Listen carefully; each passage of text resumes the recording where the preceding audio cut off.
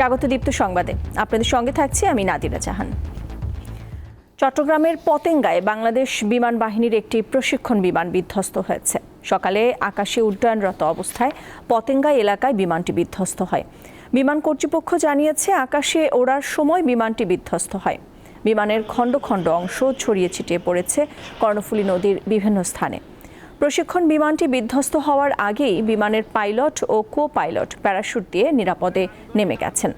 তাদের উদ্ধার করে হাসপাতালে নেওয়া হয়েছে।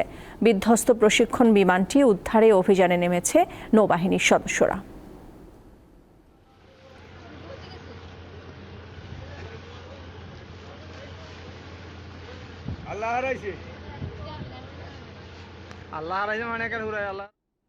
পাবনার ঈশ্বরদীর মুলাডুলিতে বুড়িমারি এক্সপ্রেস লাইনচ্যুত হওয়ায় 5 ঘন্টা পর ট্রেনটি উদ্ধার করেছে রেল কর্তৃপক্ষ। এরপর সকাল 8:30 থেকে ঢাকার সঙ্গে উত্তরবঙ্গের রেল যোগাযোগ স্বাভাবিক হয়েছে। এছাড়াও বিভিন্ন স্টেশনে আটকে পড়া ট্রেনগুলো যাতায়াত শুরু করেছে। বুধবার রাতে 3টার দিকে মুলাডুলি স্টেশন অতিক্রম করার সময় আউটার সিগন্যালে বুড়িমারি এক্সপ্রেসের বগি লাইনচ্যুত হয়।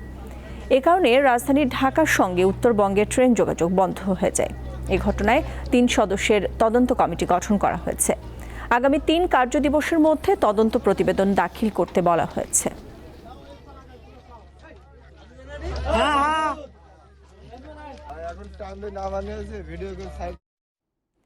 415 জন যাত্রী নিয়ে বিমান বাংলাদেশ এয়ারলাইন্সের প্রথম হজ ফ্লাইট ঢাকা ছেড়েছে।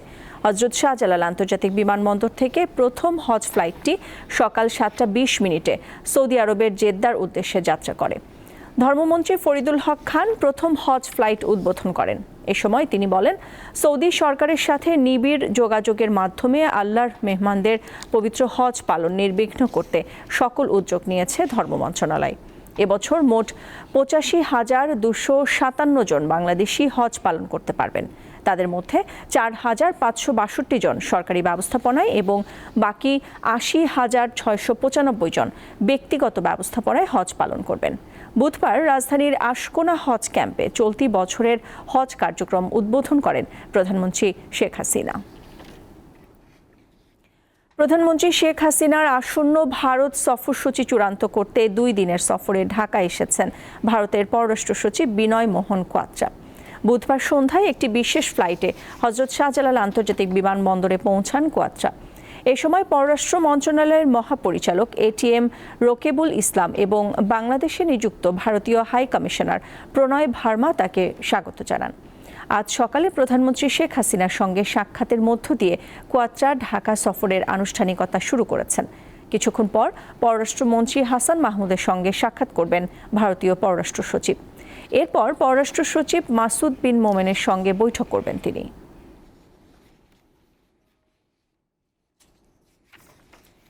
একটি সড়ক সংস্কার না করায় ভোগান্তিতে পড়েছেন গোপালগঞ্জ পৌরসভার কয়েক হাজার মানুষ। কর্তৃপক্ষ বরাবর আশ্বাস দিলেও কোনো কাজ হয়নি। দ্রুত ভোগান্তির অবসান চান স্থানীয়রা। গোপালগঞ্জ পৌরসভার 5 নম্বর ওয়ার্ডের বাসিন্দাদের যাতায়াতের প্রধান সড়ক এটি।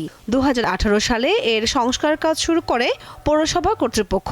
2019 সালে ড্রেনের কাজ শেষ হয়, কিন্তু এগোয়নি সড়কটির উন্নয়ন। সড়ক থেকে ড্রেনের উচ্চতা 3 ফুটের বেশি হওয়ায় বেকায়দায় পড়েন এর সাথে লাগোয়া 12টি শাখা সড়কের চলাচলকারীরা। বেশি ভোগান্তিতে পড়েন রোগী, গর্ভবতী নারী ও বয়স্করা। স্কুলগামী শিশুদের নিয়ে অসুবিধায় পড়তে হয় অভিভাবকদের। এখন আমাকে ভালো করতে যাই, এটাই যে ট্রেন করে দিতেছে, পানি দিয়ে সরে ঠিকই রিক্সা আনতে পারিনি, কিন্তু রাস্তাটা খুব খারাপ। বাচ্চাদের নিয়ে আসা যাওয়া খুব কষ্ট হয়। ময়লা আবর্জনা আছে, বিশেষ করে আমাদের রাস্তাটা অনেক দিন ধরে আমরা দুর্ভোগের ভিতরে পড়ি। বড় ধরনের অসুস্থ হলে সেই রোগীকে হাসপাতালে নিতে নিতে অবস্থা খারাপ হয়ে যায়। ড্রেন থেকে মাঝে পা পিছলে পড়ে যায়, আমাদের স্কুলে যাতায়াতের সমস্যা হয়। জায়গাতে যদি রাস্তা করে দেওয়া যায় খুবই ভালো হয়। হাঁটা চলার কষ্ট হয়, তারপর কোনো রিক্সাওয়ালা আসে না। পৌরসভার প্রধান প্রকৌশলী বলছেন টেন্ডার হয়েছে, শিগগিরই কাজ শুরু হবে। এগুলো আমাদের এস্টিমেট অনুমোদন হয়েছে, আমরা এপিপি করে পিডি অফিসে পাঠাইছি। এপিপি অনুমোদন হয়ে আসার পরে আমরা এটা অনলাইনে টেন্ডারে চলে যাবে। শুধু আশ্বাস নয়, সড়কটি দ্রুত উন্নয়নের দাবি ভুক্তভোগীদের। দীপ্ত, বার্তা কক্ষ। 25 বছর আগের চিত্রনায়ক সোহেল চৌধুরীর হত্যা মামলার রায় ঘোষণা হচ্ছে আজ। দর্শক, এই মুহূর্তে আদালত প্রাঙ্গণে রয়েছেন আমাদের সহকর্মী তানভীর খন্দকার, চলে যাচ্ছি তার কাছে। তানভীর, সোহেল চৌধুরীর হত্যা মামলার রায় ঘোষণা কখন শুরু হতে পারে, সেখানকার সবশেষ কি তথ্য আছে আপনার কাছে?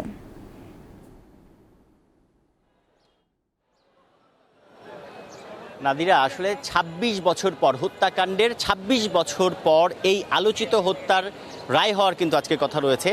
আজকে দুপুর 12টায় এই রায়ের কার্যক্রম, আসলে রায় পড়ার কার্যক্রম হয়তো বা শুরু হবে। আমরা আসলে গণমাধ্যম কর্মীরা এখন দ্রুত বিচার ট্রাইব্যুনাল যে অরুণাভ চক্রবর্তীর যে আদালত, সেটির সামনে আমরা কিন্তু অপেক্ষা করছি। আমরা হয়তো বা দুপুর 1টা নাগাদ এই রায়ের ফলাফল আমরা আপনাকে জানাতে পারবো। তবে আপনাকে জানিয়ে রাখতে চাই, এই যে 90 দশকের আলোচিত চিত্রনায়ক সোহেল চৌধুরী, তাকে কিন্তু গুলশানের একটি ক্লাবে আসলে তাকে 1998 সালের 17 ডিসেম্বর প্রকাশ্যে গুলি করে কিন্তু হত্যা করা হয়। এই হত্যাকাণ্ডের এই যে পরেই কিন্তু তার সোহেল চৌধুরীর ভাই, তিনি কিন্তু একটি মামলা দায়ের করেন গুলশান থানায়, এবং তারপরে কিন্তু এই মামলাটির কার্যক্রম শুরু হয়।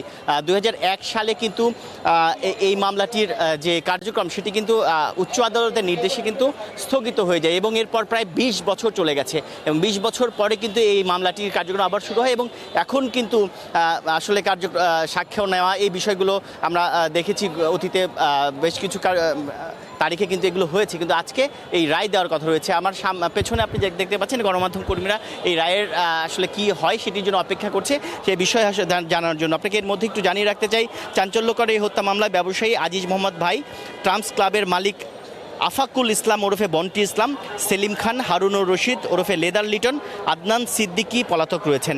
অন্য আসামিদের মধ্যে আশিস রায় চৌধুরী ওরফে বোতল চৌধুরী, তারিক সাইদ মামুন, ফারুক আব্বাসী জামিনে, আর কারাগারে আছেন সানজিদুল ইসলাম ইমন। অর্থাৎ আজকে ইমন যে কারাগারে আছেন, তাকে কিন্তু এই আদালতে নিয়ে আসা হয়েছে, এবং তাকে কিছুক্ষণ পরে হয়তো বা আদালতে তোলা হবে। সেই বিষয়টি আমরা আপনাদেরকে পরে জানাতে পারবো। তবে এই আলোচিত মামলাটি কিন্তু দীর্ঘদিন ধরে মানুষের আসলে এক ধরনের আলোচনার মধ্যে ছিল, যে এই মামলাটির রায় কেন, আসলে কার্যক্রম কেন এত পেছালো বা এতদিন কেন স্থগিত ছিল, এই বিষয়টি অনেক মানুষের মধ্যেই কিন্তু আলোচনায় ছিল।